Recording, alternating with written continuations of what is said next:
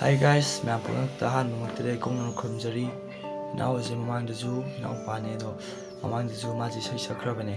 दो मयामना कमेंट दे से मा सकलोन हाइरकपदगी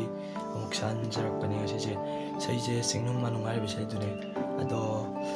सैजे मयामना अंगांगजिदा साननिंगबा तारगसु कमेंट हाइबिरो दो हाइदि सैजे चानागदबा हाइदि अंगांगिना सकपा ngam चांगबो लेगदबा सैदो हाइबिरो अदुइना अदुगा सै सकपा ngam हाइबिरकनो मयाम अदो सैजे होलजे अदो सैजे हौटिंगे मांगदको हाइबिरकपा अखोइगी यामबनी दो कनो सक ताकजगे मयाम आहंबदा अखोइ यामबदुना सोमिकांत गवे अदुगा अमजिना अखोइगी तोलेन मोइना माइ अदो मोइनिना कमेंदा हाइबिरकपदगी सैजे संजबनी अदो मयामजु सन लेरगदी comment हाइबिरो सैजे हौजे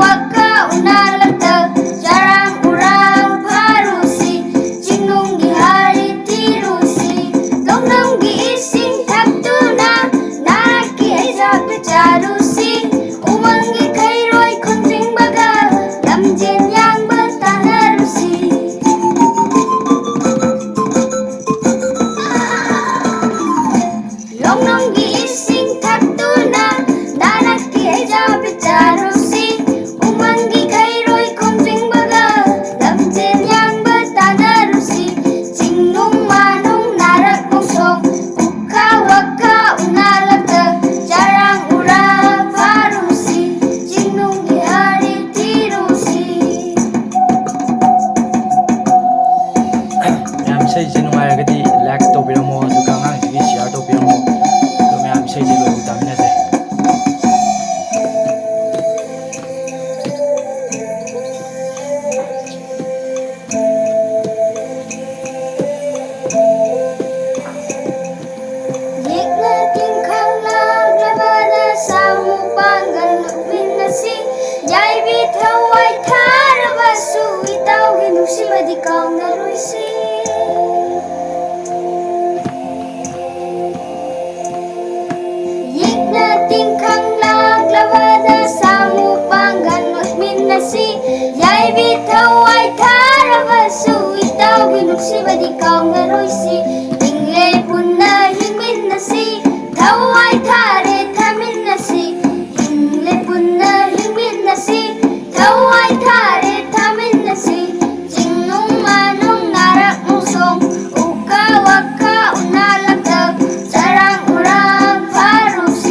Cingnung di hari tirusi